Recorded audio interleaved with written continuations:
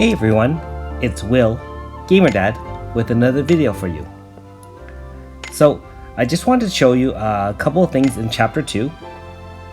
There are map sheets that's kind of a hidden item in the chapters. And I'm standing on an area where there was a yellow mushroom.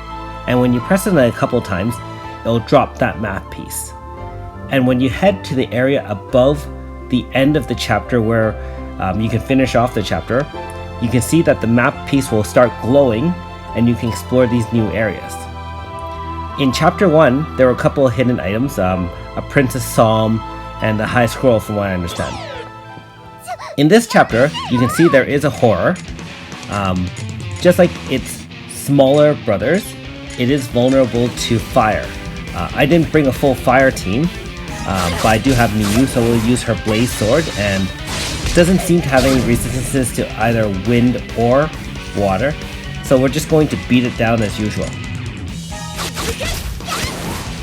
The level of the boss isn't too tough, looks like level 65 or so, so if you do have a good strong team at this point, it shouldn't be a problem.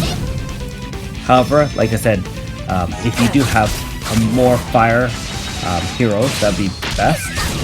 I do have 4.5 star Ewan in the back, but he's kind of weak. I would recommend bringing Miyu or Steady if you have them, or even Xion. So I'm not going to use the full AF bar. I'm just going to fight it normally. Usually after an episode like this, or an easier episode, I would use the half AF bar to directly go to other lands, so I don't have to build up the AF bar just in case I have to hit a shiny in the first random mob battle.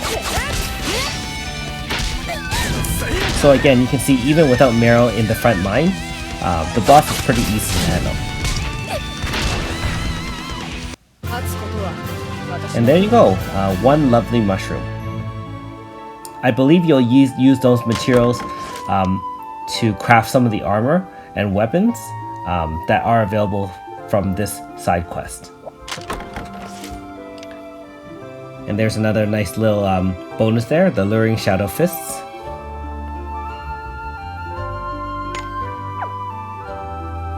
So we'll just double check on here one more time, but I don't believe there's anything else on that side. Now, you can see the mobs here are a little bit stronger than in Chapter 1.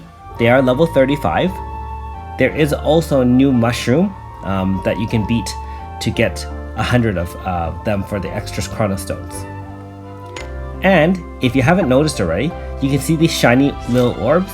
If you tap on them, you do get this key item, Uninspiring Axe, which you can throw into the fountains in the various chapters. And if you throw in enough of them, you can unlock all the rewards. In Chapter 1 and 2, there are 2 axes that you can obtain in the story. In each of the following chapters, there will be a couple more. And finally, after all 6 chapters, you'll be able to farm them in the another dungeon very hard that will unlock after the chapters are done. Now, I didn't video the boss battle, but basically it was 2 large mushrooms, much weaker than the horror, and basically using Miyu really cleaned them up within a couple of turns. So any sort of fire AoE will easily dispatch the monsters. Here we are trying to deceive King Miglins, because obviously Princess Miyu is not allowed in the forest, and we don't want Bertrand or Felmina to get in trouble. Princess Miyu has taken a liking to them, and really wants them to keep their jobs and not to get fired or dismissed by the king. So, in the beginning of the chapter, Princess Miyu likes playing hide and seek and was hiding in the treasure box. Now it seems that she is hiding here hopefully to sneak by King Miglins. And of course it seems that King Miglins is going to inspect the treasure box, as most people normally would, being that they would be curious to see if there's any treasure indeed inside.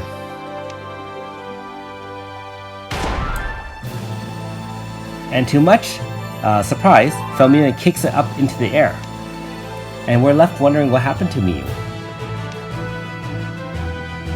And it seems that King Miglints has known all along that Felmina and Bertrand are trying to trick King Miglints in order to not get Miyu in trouble and let the king know that his daughter is just fooling around in the forest.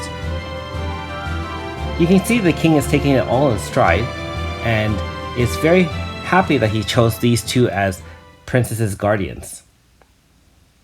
And of course it puts little Princess Miyu at ease since they are still her new guardians, and let's be honest, she's a little bit scared that they'll run off just like her old nanny who retired being from old age. So this allows them to bond a little bit more, so hopefully we'll see more of Bertrand and Felmina.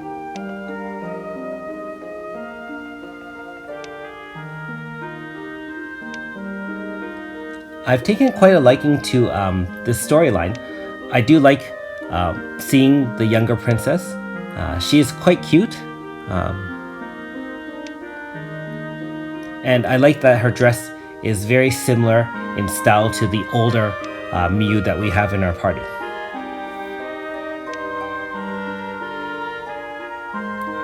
Back to hide and seek, I guess. If only Aldo could be really good at that. If you recall from the mining episodes, he tried to sneak up on people and all they did is find him out. So he's good at finding other people's hide and seek from those side quests, but not very good at hiding himself. Anyways, we come to the end of chapter 2.